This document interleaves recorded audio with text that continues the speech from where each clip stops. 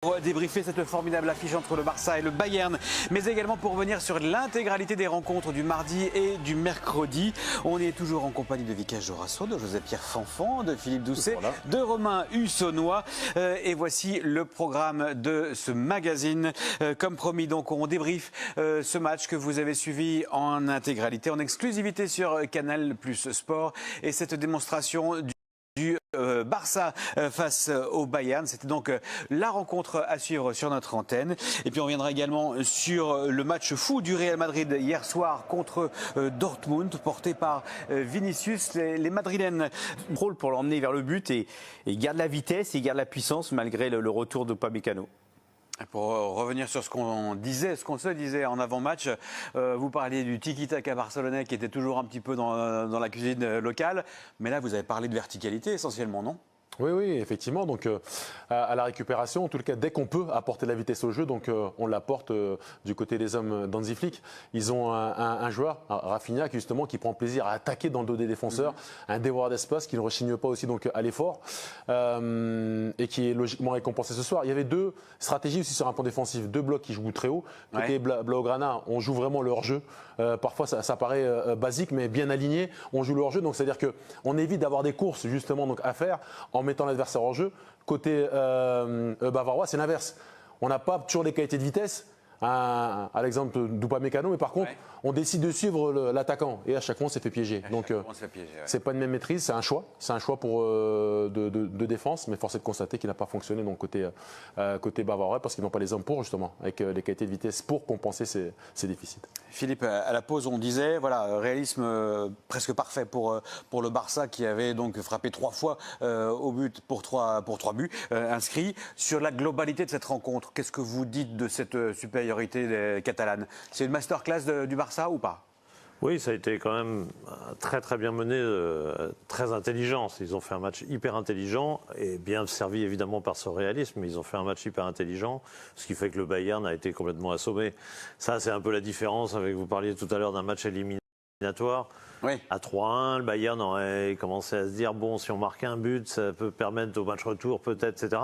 Là, bon, à 3-1 et le quatrième est venu très vite, je ne sais plus, 56e minute ou quelque chose comme ça. 56, ouais, bon.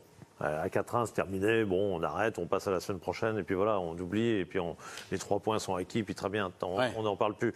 Donc ce qui fait qu'en fait, il faut rester sur l'impression de la première période. C'est un match très bien maîtrisé par le Barça. Et la deuxième, finalement, le but de Rafinha a achevé le débat à la 56e. À 4-1, un peu avant l'heure de jeu, effectivement. On retourne au stade de Montjuïc avec Lilian Gatoun et Cédric Kanté. Messieurs, on disait avant match également que cette rencontre serait utile pour nous permettre de situer le Barça face à des grosses équipes comme le Bayern et bientôt le Real Madrid. L'examen a été passé avec grand succès pour cette équipe catalane. Oui, je crois que évidemment le résultat est assez probant, avec surtout une équipe d'Hansi Flick qui n'a pas renoncé à ses principes, ce qui a été mis en place depuis le début de la saison. Mais même quand on joue une équipe comme le Bayern Munich, leader de son championnat, une équipe qui peut faire peur, une équipe qui décide de jouer très haut et qui a une armada offensive, eh bien on reste dans ses principes, dans ce pressing haut, dans cette faculté de mettre 10 joueurs dans la moitié de terrain adverse, d'aller faire ce pressing, des récupérations hautes, puisque c'est la 4e équipe en Europe à récupérer les ballons les plus hauts derrière des équipes comme Manchester. Donc clairement, le Barça a réussi son examen en restant le Barça d'Hansi Flick. Ah oui, c'est mention très bien. Félicitations du jury, tout ce que vous voulez. Ils ont montré au bout de 30 secondes qu'ils allaient pas reculer. Ils ont marqué au bout de 55 secondes. Et derrière, ça a été maîtrisé. Alors oui, il y a eu du réalisme en première période. C'est un réalisme qu'ils ont provoqué parce que défensivement, il y a un travail incroyable. On parle beaucoup de sa ligne défensive, de jouer haut. Mais il y a ce qui se passe aussi dans la densité, dans le cœur du jeu, avec des joueurs offensifs qui sont les premiers défenseurs, un petit peu comme à l'époque quand ils dominaient l'Europe de la tête et des épaules. Donc c'est un peu ce retour de ce Barça-là, avec en plus cette arme de la profondeur. Donc c'est une équipe qui est redoutable. Moi, je les attendais au tournant sur un match comme aujourd'hui. Alors il y a un autre test qui arrive rapidement, mais il va y avoir des tests un peu tout le temps cette saison. En tout cas, ils ont montré qu'ils étaient capables d'élever le niveau de jeu et de battre des équipes qui peut-être étaient plus fortes qu'elles au départ sur le papier. Parce qu'il y a effectivement cette domination tactique, en tout cas sur cette rencontre, cette première période. Mais il y a aussi des dominations individuelles. Parce qu'on a souvent parlé de Yamal pour le Barça, Lewandowski éventuellement. Mais voilà que Rafinha devient l'une des pépites de ce Barça 2024-2025. Ouais, on en avait parlé en avant-match. Il a été Impressionnant, surtout dans la tactitude aussi pour l'adversaire. Rafinha en a largement bénéficié. C'est l'une des vertus d'Hansi Flick aussi, d'avoir relancé Lewandowski et deux, donner énormément de confiance à un joueur comme Rafinha. Il le disait lui-même en interview. Oui, il a donné beaucoup de confiance. Pour on est avec le brassard, effectivement, donc sur le bras. Pour jouer sous Hansi Flick, il faut des qualités, bien évidemment techniques, mais il faut aussi une donnée, c'est de l'ambition, du courage. Parce qu'il faut aller agresser constamment l'adversaire et prendre des risques, exactement. Donc il faut aussi du caractère. Et donc il a su en tous les cas le regonfler, lui donner en tous les cas, lui faire prendre conscience qu'il pouvait avoir de cette envergure-là. Et depuis le début de saison, il est transfiguré. Mais c'est incroyable le nombre de sprints à haute intensité qu'il est capable de réaliser, autant défensif qu'offensif. À chaque fois, il offre une solution au porteur du ballon avec cette volonté d'aller attaquer l'espace, mais avec la même intensité. Et ce soir, oui, et en plus d'être généreux dans l'effort, il est aussi chirurgical à la finition. Il en est déjà à 9 buts cette saison. Sur l'ensemble de la saison dernière, il en avait marqué 10 et c'est déjà son deuxième triplé de la saison. Il en avait marqué un contre Valladolid. Donc il contribue fortement effectivement à cette belle attaque barcelonaise. Est-ce que c'est le brassard qui le déclic pour lui? En tout cas, c'est le meilleur début de saison de sa carrière. Est-ce que vous avez fait le petit calcul de décisif tous les temps de minutes? Pas encore. Alors c'était toutes les 71 minutes avant le match. Ouais. Donc là, il a augmenté son ratio. Assurément. Moins de 70 minutes. Ouais. On va attendre d'avoir les premières réactions du côté du stade de Montjuïc, évidemment. Je crois qu'il y a Jules Koundé qui se prépare à répondre à nos questions. On va y venir dans un instant. Est-ce que, Philippe, vous vous attendiez à un tel niveau de jeu, à une telle métamorphose peut-être d'un joueur comme Rafinha, qui certes était un bon joueur, on ne va pas non plus se mentir, mais même pas à ce niveau-là l'an passé? Non, et puis depuis qu'on le connaît. Autant ça a toujours été un joueur... avec de la pulsion, enfin, c'est un joueur qui a du caractère. On l'a vu à Rennes, on l'a vu à Leeds, on l'a vu au début au Barça. Mais honnêtement, non, je ne croyais pas qu'il soit capable de monter à ce niveau-là. Il est dans la forme de sa vie, très, très clairement. Et il reste à voir si ça va durer, évidemment. Mais Détroit, si vous voulez, de devant, c'est quand même pas le plus doué. Mais ce qu'il montre est tout à fait étonnant. Tout à fait étonnant, effectivement. Derrière, c'est resté solide aussi du côté du Barça. On va écouter par exemple Jules Koundé, le défenseur français au micro de Guillaume Penzac. Jules, bonsoir. Quelle soirée pour votre équipe ce soir? Bonsoir, oui, c'est vrai, c'était un très beau match de notre part, une victoire 4-1 contre le Bayern, ça fait plaisir. On sent que c'est plus qu'une victoire après tout ce qui s'est passé dans l'historique entre ces deux clubs ces dernières saisons. Ça faisait 9 ans que le Barça n'avait pas battu le Bayern. Vous l'avez senti ça aussi, le poids de cette histoire-là?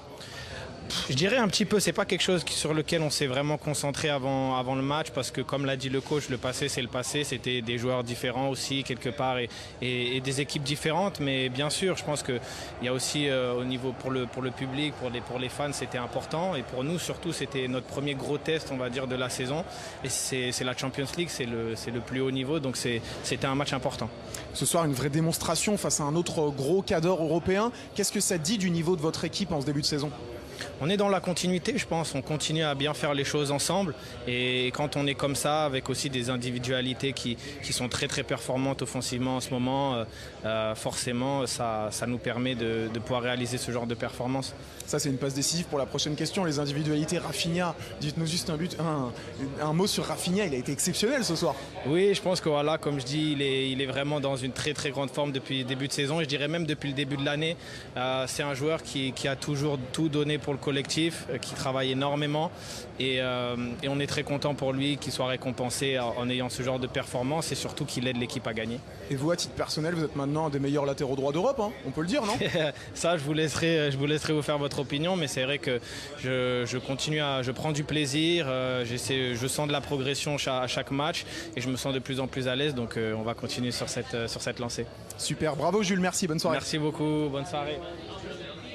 Voilà pour la réaction et le sourire de Jules Koundé, l'international français d'origine béninoise. Un mot à présent de cette équipe du Bayern qu'on attendait également au tournant. C'était également un test important pour le Bayern de Vincent Kompany. Est-ce que vous avez le sentiment que tout à coup le coach belge était un peu en danger quand même, ou en tout cas va finir par être remis en cause?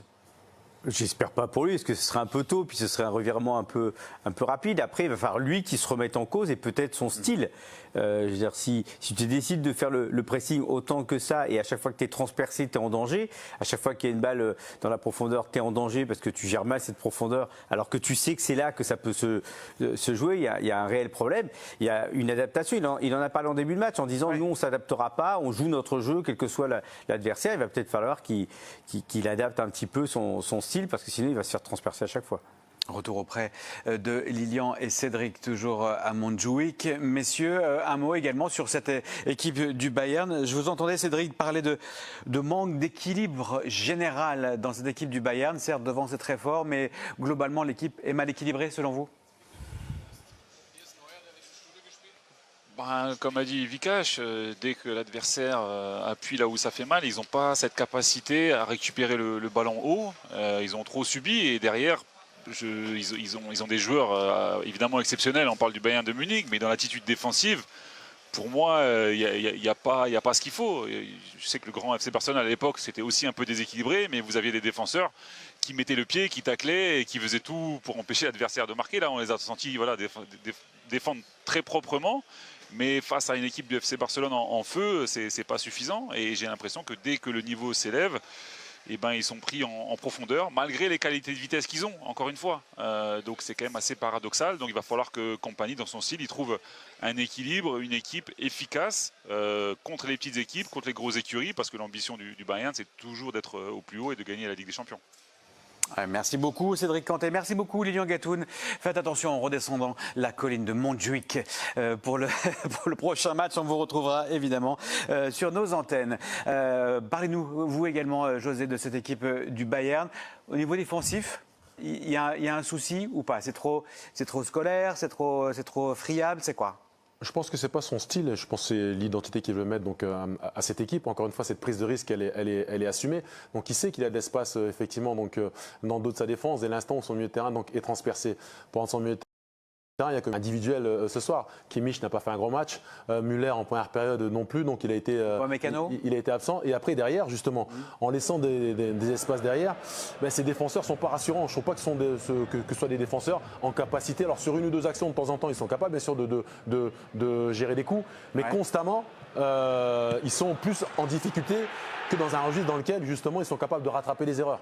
Donc ça, il y a une vraie réflexion, parce que ce soir on l'a vu, donc dès l'instant où il y avait un ballon dans le dos de cette défense, ils sont en difficulté. Dès l'instant où ils doivent courir derrière leur but, ils ont des difficultés à analyser à quel moment il faut intervenir, comment intervenir. Upamecano, il joue un peu sur des œufs, il a peur d'intervenir dans la surface, il n'est pas dans le bon timing, donc il faut qu'il règle ça. Parce qu'après ils ont eu une forme de possession, ils ont eu aussi donc des situations, mais les hommes forts, on peut parler aussi de Neuer. Ce soir, voilà, il n'est pas décisif, il n'est pas donc dans la relance un peu friable également. Les patrons, les joueurs qui doivent être les patrons en tous les cas de cette équipe, pour moi, ont été quand même défaillants comme ce soir côté bavarois. Il y a quand même un patron qui a assuré, c'est Kane. On est d'accord? Oui, lui, oui. Un but et demi ce soir. Ouais, il a fait des actions de talent, mais ça ne suffit pas dans une équipe qui s'est un peu perdue. Ce qui ressort quand même de ce qu'on dit, c'est ça, c'est qu'au bout d'un moment, finalement, l'équipe elle a disparu petit à petit, et elle est sortie du match. Elle a même laissé une piètre impression à l'issue de la deuxième période, finalement. Oui, on se dit que finalement, le Bayern, finalement, il se dégonfle. Il s'est dégonflé. Ce soir, il s'est dégonflé. C'est ça, le Bayern, au fur et à mesure du match. Très bien. Voilà pour cette affiche du jour et ce dégonflement ou dégonflage de Bayern Munich. Calme-toi, mais c'est tout à fait possible, effectivement, cette qualification pour la suite de la compétition. Oui, les amis, nous devons tous respecter cette équipe du Barça. Hansi Flick a transformé complètement cette équipe du Barça. Barça a prévenu toute l'Europe. Le Real Madrid est prévenu avant le Classico. Barça est en forme actuellement.